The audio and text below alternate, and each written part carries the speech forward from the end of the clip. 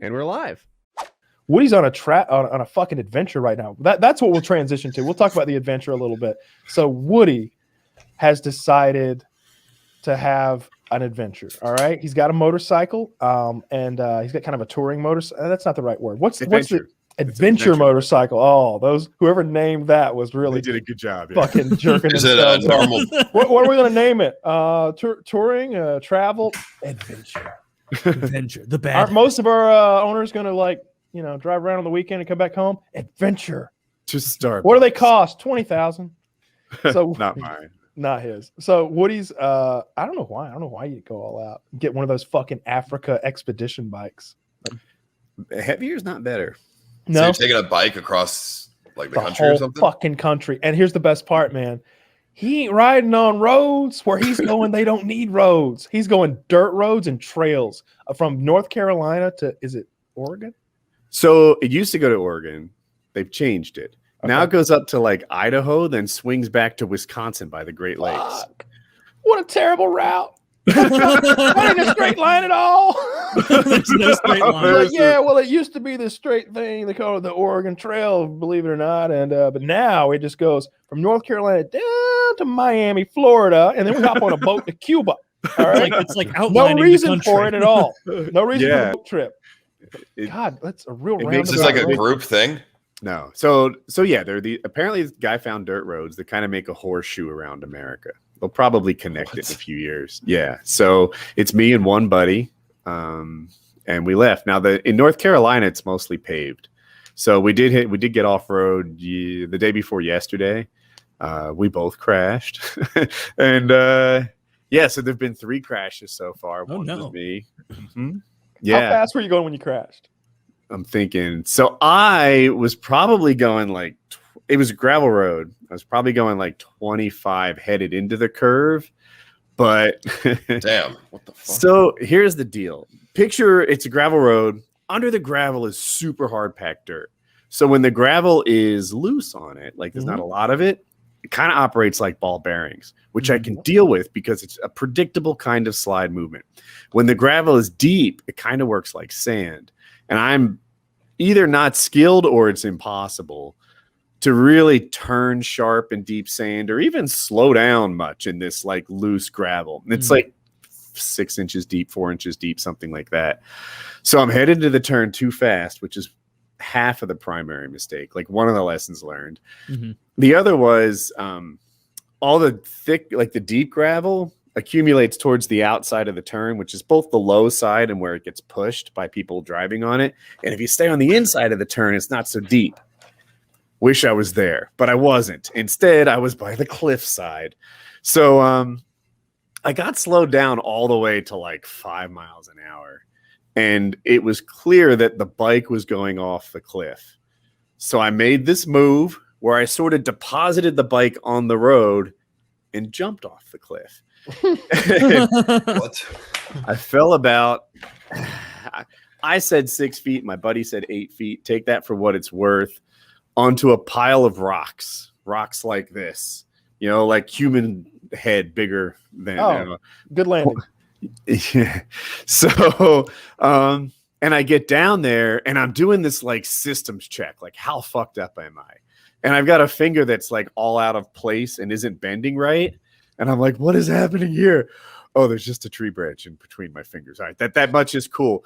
And then I try to get up and my body's not working correctly. I'm like, whoa, spine damage? What is this? My carabiner. I have a carabiner that holds this in reach rescue. 1 second. Hurry up. This is a 48-year-old man with a family. Why is he choosing to do this? We don't know. We don't know. Ask him. So this little thing is a Camelback. This had hooked a tree branch, this little carabiner, and I couldn't stand up. And I didn't know what it was. I thought it was spine damage or something. Right. I'm like, okay, I can't feel my legs. I can't feel my legs. And I'm like, oh, wait a minute. It's just something hooked to a tree. Why are you putting yourself in such danger? Good adventures come with adversity. So You're like off-roading near a cliff and like jumping off bikes. It's a lot of adversity. Yeah. So after Self-imposed. that, I just sort of climbed back up the cliff, and it's funny because I don't remember like the fall. You know, like that. I remember the decision. Like, all right, I see how I can do this. I can save the bike, and then I'll fall, whatever, and climb back up. That was the best idea I had at the time. And there was no choice where we both stayed on the road. That would have been option A, but it wasn't there. And I'm like, man, I totally got away with this. Like, the bike's not damaged. I'm okay. I wear kind of protective gear. Obviously I have a helmet on, but even like my pants have this like high-tech foam in it that turns into a plastic shell the moment on impact. And my jacket has that. And I think I landed on my back a lot. Not only is there a wide spine protector in it, but I have a camelback, like a water bladder on the other side of that. And I was fine, really. I hit my thigh. It's sore, but it's better now. Those biking outfits they actually do help a lot then, huh? Yeah, they really work. There's different levels of them, but the one I had on was pretty protective. My buddy fell twice. Once was nothing. It was like a switchback road, private, like this led to a bunch of houses up a mountain. And if you take like a stairway that has a turn in it, on the interior it's almost vertical, and on the exterior it's not so steep. He was on the interior side, and his GPS was telling him to turn when there was no turn to be made right there, and it kind of just had him task saturated, and he fell over. He felt terrible about it, but it didn't seem like anything to me. I mean, I'm like, bro, we're dropping the bikes every day. And he's like, you haven't dropped yours yet? And I'm like, it's just behind schedule. Give me a chance. And but a few days in, his next crash was a bigger deal.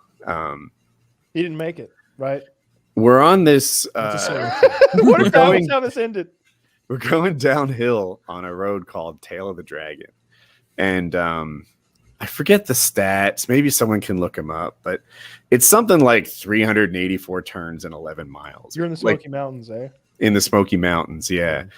And I enjoy that turn. Like, you get a vibe when you take the turn at the right speed. Like, you're leaned over and the suspension kind of sinks down and the traction is working and you're taking that turn. And I'm just going from turn to turn to turn. Normally, I'm the slow guy.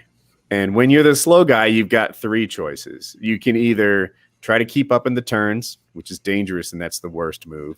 You can try to catch up on the straightaways between turns, which is a little less dangerous, but it's not the right move. The right move is to ride your own ride. So 318 turns on this thing. It's not long. I don't know how long it is. So I told him about this. I'm like, there's a good, bad, and ugly choice. The good choice is just ride your own ride. 318 turns in 11 miles. There you go. That's a lot. It's a lot of turns. You're just constantly feeling the traction. And he doesn't do that. He feels the pressure to keep up with me. And again, I'm not trying to act like I'm really fast, but I'm faster than him. And so he's like going above his talent level, trying to stay with me. And there's this, like, when you're a new rider and you approach a turn too fast for your talent level, it's almost like you don't ask the bike to make that turn because you're afraid it'll say no. So he doesn't turn sharp enough. He runs off the side of the road. He runs on the road for a little bit and then crashes. His armor is like torn up. It has some holes in it now, and his bike is damaged. Like, the windshield's busted. The clutch lever is busted off. There's a guard that like protects the clutch lever and some other stuff. And I didn't see it happen. I was in front. But when he didn't catch up to me, I turned around, and at that point, like, he was sort of standing next to his bike and assessing the damage. And I fixed his bike for him. No big deal. He even brought a spare clutch lever, anticipating a few crashes. And we agreed that windshield looked like boomer shit anyway. So off we go. That was a couple 100 miles ago. Wow. That's what? That's quite a crash. Bike's cooler now. It has no windshield. So it's off road the whole time. From here on out, it will be. The North Carolina and like Virginia sections they have a lot of pavement in them, and but going forward, it's going to be mostly off road. Yeah, this Dragon's Tail is incredibly popular on their website. That's like it's all bikes, Harleys, and people with like supercars who are stoked about driving through. Like, there's a lot of like, what are the Corvette ZR1, Z, whatever the really nice one is. So this is what happened after his crash. We reached this bridge, and they're stopping traffic there. Well, I mean, obviously, someone crashed badly, and the medevac chopper uses the bridge as a landing pad. Like, that's what's going on. Yeah. And we're like third in line. But when the line started moving, because we're like helmets and armor, and like it takes us a while to get dressed, everyone passes us. My God, it was just like leader sport bike after leader sport bike after fancy Corvette, after like Miata with a roll cage and one seat in it. You know, it was so many expensive cars. A Can-Am, is that what those 3-wheeled sports cars are called? I don't know. Yeah, and there were so many badass vehicles on the Snake, and it's just like, yeah, I'm not one of you. I just like to take it at my own speed. And there were a lot of guys like me there too, you know, just enjoying a curvy road. I'm sure. But it was a good time, man. It's been pretty awesome. So you called Jackie and told her you crashed. What'd she say? She was concerned. Oh, you told her. Oh my God, you fool. That was a joke. I don't have any secrets. Yes, you do. Yeah. You didn't.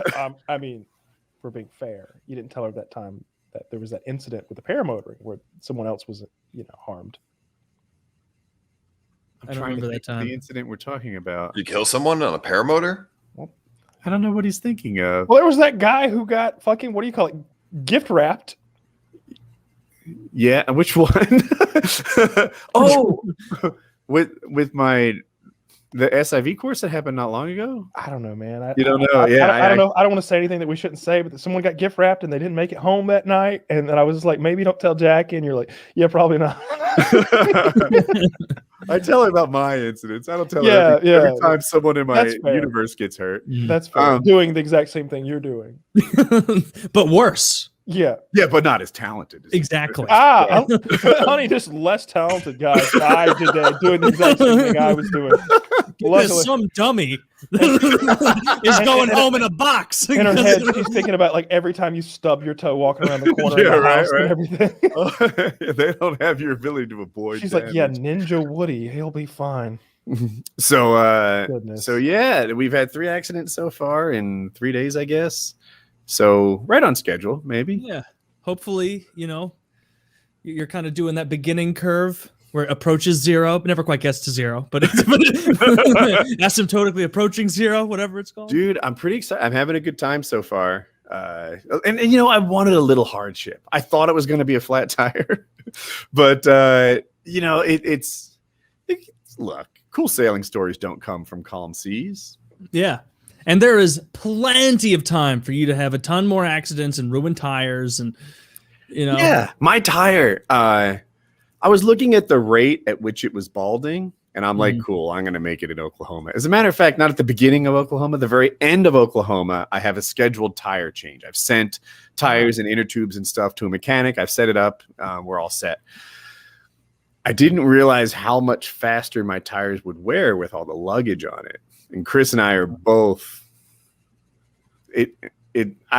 We might need a plan. We'll see. We'll go another day or two and be like, we might need tires before our tires stop. I didn't even realize that the tires wore away that fast. I guess gravel and being all those harsh turns probably. Motorcycle tires don't last that long. I've got numbers like 6,000 kilometers in my head. How much is that in freedom units? Maybe 4,000 ish. 4,000 miles. Yeah, not a lot. Definitely not what I thought. You put on 2,000 miles before the ride starts and throw some luggage, and then it only becomes like where you thought you had 2,000 miles, now you got 1, and it's tight. So what's the bathroom situation? Like, do you have like a little communique where you can like buzz him and be like, I got to go to the bathroom, or I'm hungry, or is everything pre-planned? Like, hey, I'll talk to you in 4 hours and we pull up to the XYZ. So I've just been going to the bathroom when we stop for lunch. It's not hiking Yosemite. We pull off and eat at a restaurant. I did bring 1 Wipe Charlie's from an old sponsorship, but I keep them on the bike in case we got to hurry. Nice. We got to get those back. I like those one wipe Charlies. Dude, they're amazing. From that company that we won't name until you pay us again. Goddamn right we won't. But Ice, do you have any interest in riding a motorcycle at all? Because I do not. It scares me. No, I don't like anything that could potentially hurt or kill me. Man, I mean, you had a bunch of fans. I mean, there's that, but the motorcycle, I just don't trust myself. I think I would like be going too fast and like freak out and like fucking turn and crash and die. Yeah, I mean, we've said it before. The scariest thing about it would be knowing all the people on the road aren't prioritizing your safety as much as you would hope. Like all those people in cars, all it takes is them like checking their phone for a text or a kid in the back screaming again. They have to turn around, stop, boom, like, and you're just done through no fault of yeah. The motorcycle thing is just, I don't know. See, I don't even like going fast. I'll take a car. I'll chill. Like that's good with me. Smoke some weed. I'll be chilling. I like fast stuff on the water though, like fast jet skis. I've been on a jet ski that goes like 100 miles an hour. That's fun. Oh my Holy goodness. shit! That's so fast. You take off, or maybe it's like 80 miles an hour. I don't know. If you could hit the water going 80, it's fine. What does happen? I guess if you keep your arms in, you just slide until you can sink. Yeah, if you fall off the jet ski, you hit the water, you like slide, and you're like a rock. When you throw a rock, you bounce, skip like a stone. That can't be good for it. I feel like it hurts. It hurts, but it's not. It doesn't kill you. It doesn't break your bones or anything. Could pull your arm away from where it should be, right? Like dislocate a socket or. I mean, at least you're not hitting concrete. Fuck it. I mean, I don't know. True. Yeah, I didn't even know they made those go that fast. Yeah, they're the really good ones, not the shitty ones at the beaches.